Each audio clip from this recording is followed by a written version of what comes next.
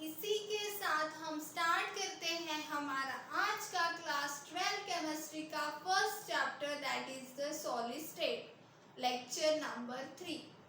कल के लेक्चर में हमने क्रिस्टलाइन सॉलिड के टाइप्स देखे है ना। उसमें हमने आयनिक solids, covalent network solid, molecular solid, metallic solids देखे। तो क्या आज इस लेक्चर में हम थोड़ा सा उसको रिवाइज करें? तो चलो स्टूडेंट्स, चलो अभी हम एक छोटे से चार्ट के साथ उसको रिवाइज करते हैं और फिर आगे बढ़ते हैं। ओके, सो सबसे पहले हम पहले प्रॉपर्टी की बात करते हैं। हमारी सबसे पहले प्रॉपर्टी है पार्टिकल्स ऑफ यूनिट से। आयनिक सॉलिड में कौन से पार्टिकल्स रहेंगे, कौन से कॉन्स्टिट्यूएंट पार्टिकल्स रहेंगे? बोलो स्टूडेंट, कौन से रहेंगे? कैटायंस रहेंगे, आयंस रहेंगे। कोवैलेंट नेटवर्क की अगर हम बात करते हैं तो ये एटम रहेंगे जो कोवैलेंटली बॉन्डेड रहेंगे, है ना। कुछ याद आ रहा है कि नहीं? याद करो जल्दी से। मॉलिक्यूलर सॉलिड में क्या होता है? मोनो एटॉमिक मींस दो, मोनो मींस वन, एक सिंगल रहेगा, या फिर पॉली एटॉमिक दो भी रह सकते, तीन भी रह सकते हैं, है ना। सो उसमें मॉलिक्यूलर में इन्वॉल्व होंगे। मेटालिक में मेटालिक आयंस इन्वॉल्व होंगे, है ना। नेक्स्ट मेटालिक आयंस तो इन्वॉल्व होंगे। और क्या रहेगा? कल की शीट याद करो, Fe शीट बताई थी मैंने। आयंस तो रहेंगे मेटल, Fe के आयंस तो थे, फिर उसके साथ में कोई था C ऑफ इलेक्ट्रॉन्स, है ना। तो ये मेटालिक में रहेंगे। नेक्स्ट हम बात करते हैं इंटर पार्टिकल फोर्सेस की। कौन सा फोर्स रहेगा उन दोनों के बीच? कैटायंस और आयंस के बीच में कौन सा फोर्स रहेगा? Electrostatic force. एटम्स के, ये एटम्स अभी मैंने बताया आपको, एटम्स कैसे बॉन्डेड रहेंगे? कोवैलेंटली बॉन्डेड रहेंगे। इसमें मॉलिक्यूलर सॉलिड्स में क्या होगा? लंदन फोर्स, जिसको हम डायपोल फोर्स या फिर हाइड्रोजन बॉन्ड्स भी कहते हैं, उससे बॉन्डेड रहेंगे, है ना। और मेटालिक सॉलिड्स में मेटालिक बॉन्ड इन्वॉल्व होगा, है ना, नाम से ही पता चल जाता है। नेक्स्ट हार्डनेस की अगर बात करते हैं तो आयनिक सॉलिड हार्ड और ब्रिटल होते हैं। कोवैलेंट नेटवर्क सॉलिड बहुत ही ज्यादा हार्ड होते हैं। मॉलिक्यूलर सॉलिड सॉफ्ट होते हैं। और मेटालिक सॉलिड की अगर बात करते हैं तो वो सॉफ्ट टू हार्ड हो जाते हैं, है ना। नेक्स्ट मेल्टिंग पॉइंट की अगर बात करते हैं हम, तो इसका आयनिक सॉलिड का मेल्टिंग पॉइंट बहुत ही ज्यादा होता है, 600 to 3000 डिग्री, है ना। कोवैलेंट नेटवर्क की अगर बात करते हैं तो वो होता है बहुत ही ज्यादा, देखो हाई, 1200 to 4000 डिग्री सेल्सियस तक जाता है। ओके, मॉलिक्यूलर सॉलिड का लो होता है -272 से 400 डिग्री सेल्सियस तक जाता है। और मेटालिक सॉलिड की अगर बात करते हैं हम, तो -39 to 3400 डिग्री सेल्सियस तक उसका मेल्टिंग पॉइंट जाता है।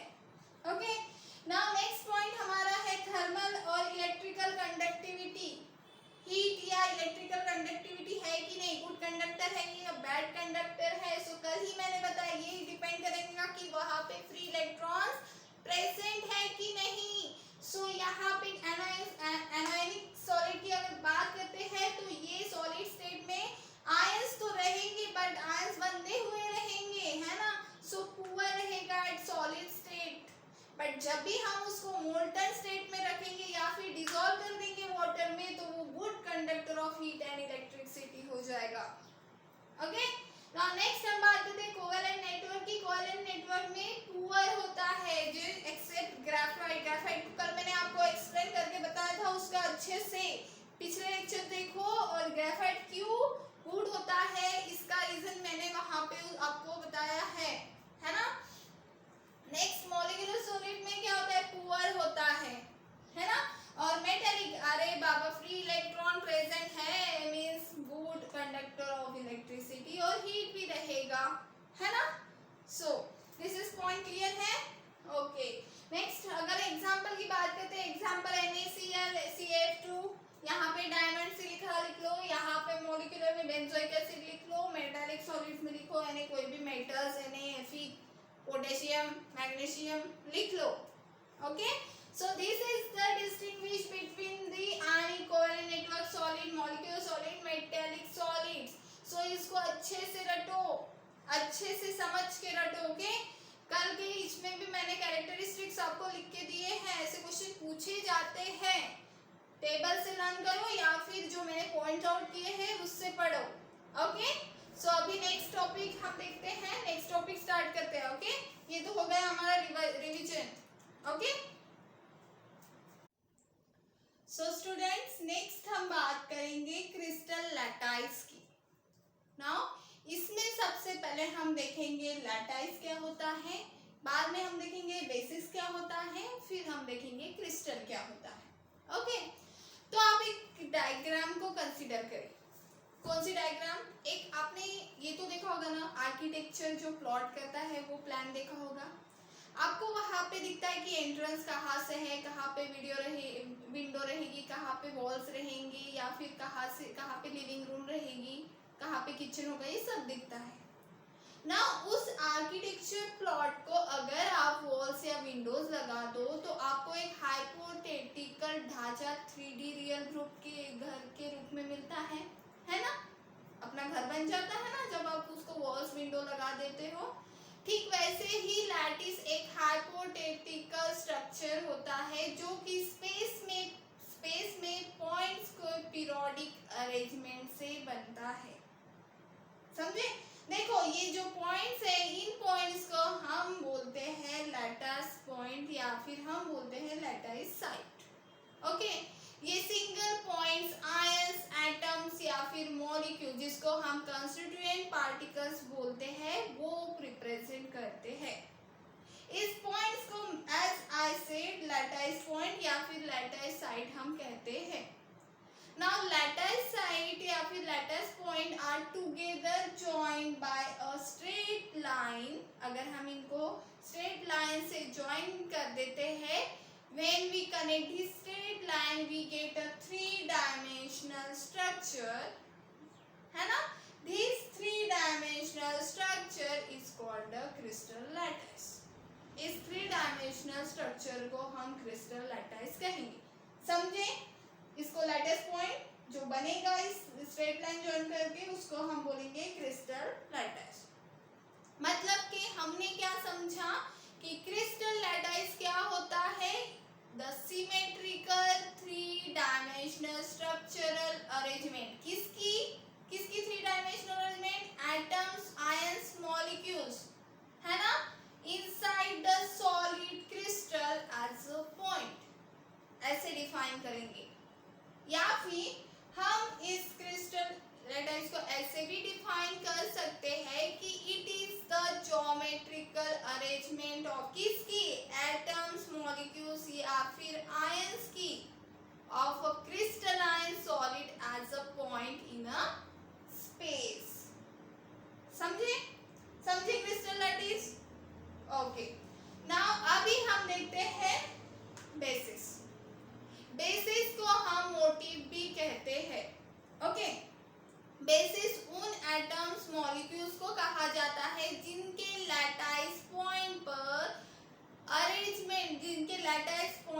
अरेंजमेंट से क्रिस्टल बनता है।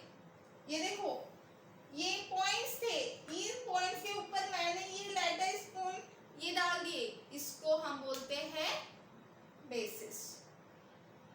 बेसिस ये एटम या फिर ग्रुप का एटम हो सकता है।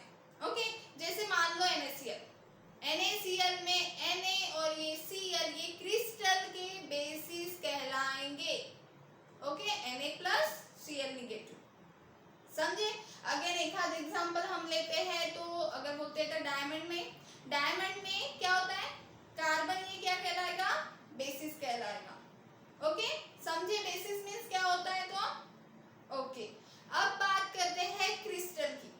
ओके, जब बेसिस को लैटाइस पॉइंट पर रखा जाता है, जो अरेंजमेंट बनाया जाता है उसको हम क्रिस्टल बोलते हैं, है ना। मतलब क्रिस्टल क्या है? बेसिस है और लैटाइस है।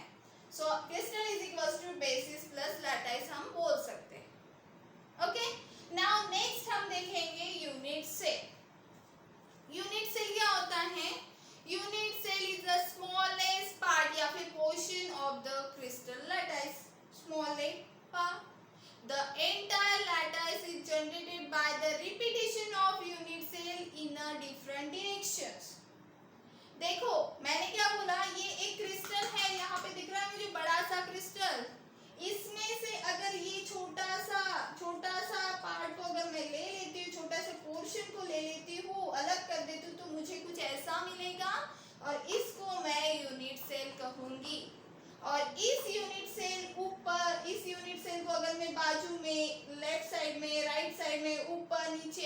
बना देती हूँ, सभी डायरेक्शन में ले लेती हूँ तो मुझे क्रिस्टल लैटाइस मिलता है। समझे? नाउ नेक्स्ट हम बात करेंगे पैरामीटर्स ऑफ यूनिट सेल के। Parameters of unit cell. Now ये यूनिट सेल को कंसीडर करिए, यहाँ पे हम इसके 6 पैरामीटर्स देखने वाले। There are 6 parameters of the unit cell.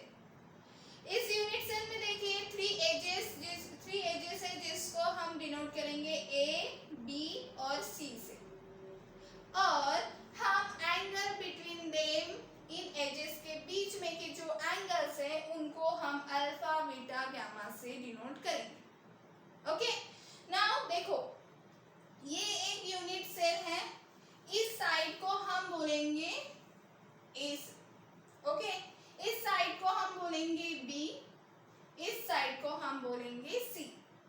Okay, length, breadth या हाइट ऐसे भी बोल सकते। Okay, so A, B, C. Okay, now in between this हम इनके एंगल्स को अल्फा, बीटा, गामा से डिनोट करेंगे। अल्फा, बीटा और गामा से डिनोट। ओके, नाउ देखो कैसे याद रखना है आपको। मैं क्या बोलती हूँ आपको, जब एंगल बिटवीन ए और बी, बात क्या चल रही है, एंगल बिटवीन ए और बी की, ठीक है, ये हो गया ए और ये हो गया बी। ए और बी की अगर हम बात करते, ये ए और ये बी, कौन सा एंगल दिख रहा है आपको, ये वाला। देखो ये ए हो गया और मुझे बी चाहिए, तो यहाँ पे ये बीच में आ गया, तो ये भी तो बी हो सकता है ना, ये ऐसा वाला बी, तो ये वाला बी हो जाएगा, है ना। सो मैं क्या इसको बी कह सकती हूँ, तो ये वाला मुझे मिल जाएगा ए और बी। ए और बी के बीच में का एंगल रहेगा गामा। कैसे ध्यान रखना है, ए और बी को देख रहे हैं तो इसको हटा दो, देखो कौन बचा है, gamma, so angle will be the gamma. Okay, now next हम बात करते हैं बी और सी के बीच में के एंगल की। इसको रटना नहीं है, ध्यान से देखो, बी और सी, मेरा बी यहाँ पे है और मेरा सी यहाँ पे है। देखो ये सी और ये बी मिला मुझे, बी और सी, तो इनके बीच में का एंगल मैं कहलाऊंगी। देखो देखो देखो, जल्दी से लो, बी और सी को छुपा दो, बी और सी को छुपा दिया मैंने, क्या बचा, अल्फा, सो मैं इसको डिनोट करूंगी अल्फा से। समझे ना, बी और सी भी हो गया, अभी मेरा बच्चा ए और सी, है ना, ए और सी। देखो ये ए हो गई, मेरा सी है ऐसा ऊपर वाला, है ना, हाइट है मेरी, ये ए और सी, इसको मतलब ये वाला एंगल, इस वाले एंगल को मैं कहूंगी बीटा। कैसे, ए को छुपा लो, सी को छुपा लो, कौन बचेगा, beta, so angle will be the beta. समझे? तो ये 6 पैरामीटर्स है जिसको हम यूनिट सेल को डिस्टिंग्विश करने के लिए यूज करते हैं।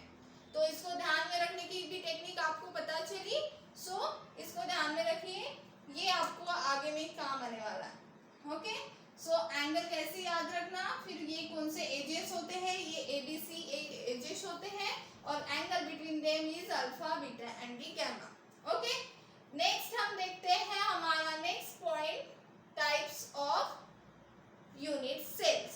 ओके, नेक्स्ट हम बात करते हैं टाइप्स ऑफ यूनिट सेल की। तो टाइप ऑफ यूनिट सेल के 2 टाइप्स होते हैं, कौन सा, प्रिमिटिव, जिसको हम सिंपल भी कहते हैं, और दूसरा होता है सेंटर्ड यूनिट सेल। तो सबसे पहले हम बात करेंगे प्रिमिटिव यूनिट सेल के बारे में। प्रिमिटिव यूनिट सेल होता क्या है, प्रिमिटिव यूनिट सेल वो होता है जिसमें कंस्टिट्यूएंट पार्टिकल्स जो होते हैं वो सिर्फ कॉर्नर पोजीशन को ऑक्युपाई करेंगे, तब हम उनको प्रिमिटिव यूनिट सेल कहेंगे। देखो यहाँ पे कॉर्नर पोजीशन पे ही कंस्टिट्यूएंट पार्टिकल ने अपनी पोजीशन ऑक्युपाई की है, तो ये हो गया प्रिमिटिव। नेक्स्ट है centred unit cell. Centred unit cell में जब constituent particle occupy other position in addition with those at corner, मतलब कॉर्नर तो पॉइंट्स ऑक्युपाई करेंगी, बट कोई दूसरी जगह भी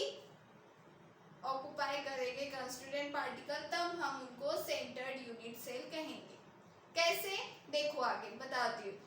There are 3 types of centered unit cell. कौन कौन से? Body centred, face centred and and centred. Body centre क्या होता है? When the constituent particles at the center of the body, it is known as the body center. constituent particles corner को तो रहेंगे, but एक बीच में भी रहेगा बॉडी के सेंटर में, तो क्या हो जाएगा? 8 lattice point at the corner और 1 lattice point at the centre, तो हम बोलेंगे it is a BCC, body centre. Okay, next हम फेस सेंटर। फेस सेंटर किसको बोलेंगे? When the constituent particle present at the center of the each face। देखो इसमें तो 8 लैटिस पॉइंट कॉर्नर को तो प्रेजेंट रहेंगे, पर फेस कितने हैं? 1, पीछे वाला 2, 3, 4, ऊपर वाला 5, नीचे वाला 6, ऐसे 6 फेसेस है यूनिट सेल को, है ना। तो फिर 8 कॉर्नर पर लैटिस पॉइंट प्रेजेंट रहेंगे और 6 फेसेस पर। ओके, नेक्स्ट है and centre. When the constituent particle present at the center of two opposite faces, then it is known as the end-centered unit cell। मतलब कि देखो ये जो लैटिस पॉइंट रहेंगे ये 8 कॉर्नर को तो प्रेजेंट रहेगी ही, उसके अलावा 2 एनी अपोजिट साइड पे भी प्रेजेंट रहेंगे। एक तो ऊपर नीचे रहेंगे, एक तो राइट लेफ्ट रहेंगे, या फिर ऐसे रहेंगे। ओके, कौन से भी 2 अपोजिट साइड में, मतलब 8 तो ये कॉर्नर पॉइंट हो गए और 2 अपोजिट वाले हो गए। So this is the end centred unit cell. Okay, now हम आगे अभी नेक्स्ट टॉपिक देखेंगे, क्यूबिक सिस्टम। सो अभी हम बात करेंगे क्यूबिक सिस्टम की। यूनिट सेल का शेप कैसा है एंड इसके किस किस पोजीशन पे एटम्स या फिर हम बोल सकते हैं एलिमेंट्स है, ये डिफाइन करता है कौन? Cubic system. हम इसको 14 अलग अलग टाइप में डिस्ट्रीब्यूट करते हैं। Okay, in 14 different types of lattice को हम ब्रेवायर लैटिस भी कहते हैं। ये नाम एक साइंटिस्ट से था, ऑगस्टा ब्रेविया, ऐसा कुछ साइंटिस्ट का नाम था, उससे ये नाम दिया गया। Okay, now according to the position of the unit cell, ये जो यूनिट सेल होते हैं उनको हम 4 टाइप्स में डिस्ट्रीब्यूट करते हैं। एक तो प्रिमिटिव, बीसीसी, फेस सेंटर और एंड सेंटर, जो अभी हमने देखा था, है ना। नाउ ये चारों टाइप तो अभी हमने देखे। Now according to the shape of unit cell हम इसको 7 टाइप में डिस्ट्रीब्यूट करते हैं। अकॉर्डिंग टू द शेप बोल रही हूँ मैं। ओके, तो कौन कौन से वो 7 टाइप्स है जिसमें हम इनको यूनिट सेल को डिस्ट्रीब्यूट करते हैं। सबसे पहला क्या है? यस, क्यूबिक है, दूसरा है टेट्रागोनल, तीसरा है ऑर्थोरोम्बिक और चौथा है मोनोक्लिनिक, पांचवा है हेक्सागोनल, 6th रोम्बोहेड्रल, 7वां है ट्राइक्लिनिक। ऐसे 7 टाइप्स में हम इसको डिवाइड करते हैं। ओके, तो सबसे पहले हम बात करेंगे cubic system. Okay, cubic shape की। अगर shape of unit cell cubic है तो हम 3 डिफरेंट एलिमेंट्स के पोजीशन मिलेगी। कौन कौन से 3 डिफरेंट एलिमेंट्स की पोजीशन? कहाँ पे? एक तो वो रहेगा प्रिमिटिव या फिर हम उसको सिंपल बोल सकते हैं, नेक्स्ट हमें मिलेगा बीसीसी और तीसरा हमें मिलेगा एफसीसी, फेस सेंटर। ओके, तो देखो यहाँ पे कैसा होगा, यहाँ पे जो साइड्स रहेंगी, हमें पता है जो एजेस रहते हैं हम उसको कैसे डिनोट करते हैं? A B C. तो यहाँ पे मैंने ए बी सी इसको ऐसे डिनोट किया है। तो क्यूबिक में क्या होता है, क्यूबिक सिस्टम में क्या होता है, जो तीनों साइड्स होती है वो इक्वल होती है एंड जो उनके बीच का एंगल अल्फा बीटा गामा जो होता है वो 90 डिग्री होता है।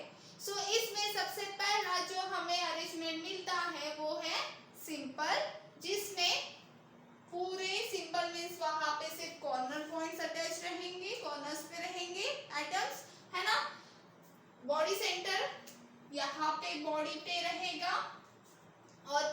मिलेगा फेस सेंटर मीन्स ये तो 8 हो गए बट फेस सेंटर पे भी 1 2 3 और ये 4 5 ओके और ये 6 ऐसे 6 यहाँ पे हमें मिलेगी। ओके सो यहाँ पे जो तीनों साइड्स रहेंगी ए बी सी ये इक्वल रहेंगी और अल्फा बीटा गामा इनके बीच का एंगल रहेगा 90 डिग्री। ओके नेक्स्ट हम बात करते हैं हमारा ऑर्थोरोम्बिक। ओके ऑर्थोरोम्बिक ये कितने स्ट्रक्चर देगा हमें 4। ओके 4 अरेंजमेंट देगा हमें। तो वो 4 अरेंजमेंट कौन से रहेंगी? पहला रहेगा सिंपल जिसको हम प्रिमिटिव भी बोलते हैं, दूसरा बॉडी सेंटर, तीसरा फेस सेंटर और चौथा एंड सेंटर देगा। ओके यहाँ पे जो तीनों साइड्स रहेगी एजेस के वो नॉट इक्वल, एक दूसरे को इक्वल नहीं रहेंगी, डिफरेंट रहेंगी और उनके बीच का एंगल रहेगा 90 डिग्री। तो सबसे पहले हम सिंपल की अगर बात करते हैं तो सिंपल मीन्स यहाँ पे सिर्फ कॉर्नर पे एटम्स प्रेजेंट रहेंगे। बॉडी सेंटर की अगर हम बात करेंगे तो कॉर्नर को तो प्रेजेंट रहेंगे ही बट बीच में भी प्रेजेंट रहेगा एक। ओके फेस सेंटर की अगर हम बात करते हैं उसमें तो क्या होगा 8 कॉर्नर पे तो प्रेजेंट रहेगी बट 1 2 3 4 5 और ये 6 ऐसे 6 फेसेस पे भी एटम्स प्रेजेंट रहेंगे। ओके नाउ चौथा जो है एंड सेंटर। एंड सेंटर में क्या होता है पूरे 8 कॉर्नर पे तो प्रेजेंट रहेंगे ही बट कोई 2 सेंटर में रहेंगे। एक तो ऊपर भी नीचे वाला ले लीजिए या आपको अगर ये लग रहा है इस साइड वाला राइट और लेफ्ट तो ये ले लीजिए। ओके सो ये 4 स्ट्रक्चर हमें मिलेगी ऑर्थोरोम्बिक। ओके सो इसका ऑर्थोरोम्बिक का कुछ स्ट्रक्चर ऐसा होगा। ओके नाउ नेक्स्ट हम बात करते हैं टेट्रागोनल की। टेट्रागोनल में हमारे जो एंगल्स रहेगा जो साइड्स रहेंगे ए और बी तो इक्वल रहेंगी but C is not equal. Okay और उनके बीच में का जो एंगल रहेगा वो 90 डिग्री रहेगा। ओके तो जो ये टेट्रागोनल है ये कुछ ऐसा स्ट्रक्चर हमें मिलेगा। ओके एंड इसमें अगर हम इसके अरेंजमेंट की अगर बात करते हैं तो ये 2 पॉसिबल अरेंजमेंट हमें देगा। कौन कौन सी? पहला सिंपल और दूसरा बॉडी सेंटर। और सिंपल में जैसे ये हमें एक अरेंजमेंट मिलेगा तो यहाँ पे हमें सिंपल में 8 कॉर्नर्स पे एटम प्रेजेंट रहेंगे और बॉडी सेंटर में कितने रहेंगे? 1 बीच में आ जाएगा। कॉर्नर पे तो प्रेजेंट रहेंगे ही बट 1 बीच में आ जाएगा। ओके नाउ इसके अगर एजेस की हम बात करेंगे तो एजेस जैसे मैंने अभी बोला कि ए और बी तो इक्वल रहेंगे but C is not equal to A और B and alpha beta gamma इनका एंगल रहेगा 90 डिग्री। ओके नेक्स्ट हम बात करते हैं मोनोक्लिनिक की। मोनोक्लिनिक ये जो है हमारा इसमें जो तीनों एजेस रहेंगे वो नॉट इक्वल रहेंगे मींस तीनों डिफरेंट रहेंगे और इनके बीच का एंगल मींस अल्फा और गामा ही बस 90 डिग्री रहेगा। Beta is not equal to the 90 degree. और जब हम इनका स्ट्रक्चर देखेंगे तो कुछ स्ट्रक्चर हमें ऐसा मिलेगा और जो 2 स्ट्रक्चर मिलेंगे वो रहेगा इसमें सिंपल और दूसरा मिलेगा and centre. Okay so simple में 8 कॉर्नर्स पे 8 प्रेजेंट रहेंगे एटम्स और एंड सेंटर में 8 कॉर्नर्स पे तो रहेंगी बट 2 कौन से भी साइड यहाँ पे बोल सकते हैं यहाँ पे ऐसा कौन से भी 2 साइड पे एटम्स प्रेजेंट रहेंगे। ओके सो ये हो गया मोनोक्लिनिक का। नेक्स्ट क्रिस्टल सिस्टम है रोम्बोहेड्रल। रोम्बोहेड्रल में हमें पॉसिबल अरेंजमेंट जो मिलता है वो एक ही मिलता है, वो होता है सिंपल या फिर जिसको हम प्रिमिटिव भी कहते हैं और उसका कुछ अरेंजमेंट ऐसा दिखता है जिसमें तीनों साइड जो होती है ए बी सी वो इक्वल होती है एंड जिसके बीच में का angle alpha beta gamma is not equal to 90 degree होता है। ओके नेक्स्ट हमारा 6th वन होता है ट्राइक्लिनिक। इसका जब हम पॉसिबल अरेंजमेंट देखते हैं तो इसकी पॉसिबल अरेंजमेंट में हमें सिर्फ एक ही पॉसिबल अरेंजमेंट मिलती है वो है सिंपल जिसको हम प्रिमिटिव भी कहते हैं और उसका कुछ स्ट्रक्चर ऐसा होता है जिसमें नॉन इक्वल टू होते हैं, that is A is not equal to B is not equal to C, और तीनों एंगल्स होते हैं वो भी डिफरेंट डिफरेंट होते हैं।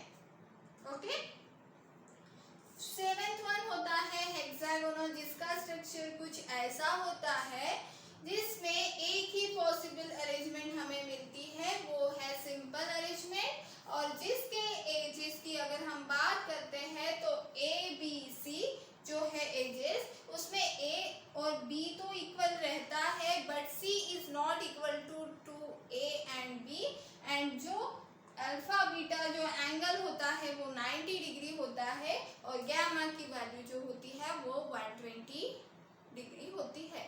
सो these all are about the crystal system, जिसमें हमने देखे कि कैसे उसके पॉसिबल अरेंजमेंट बनते हैं, जैसे यूनिट सेल का स्ट्रक्चर कैसा होता है, और तीनों एंगल्स कैसे होते हैं, कौन से एजेस इक्वल होते हैं, कौन से इक्वल नहीं होते हैं, और पॉसिबल स्ट्रक्चर में हमने यहाँ पे देखा। ओके, तो अभी हम नेक्स्ट टॉपिक के अपन बात करते हैं। तो अभी हम नेक्स्ट लेक्चर में इसके बाद में अभी हम इसका नेक्स्ट टॉपिक स्टार्ट करेंगे। ओके।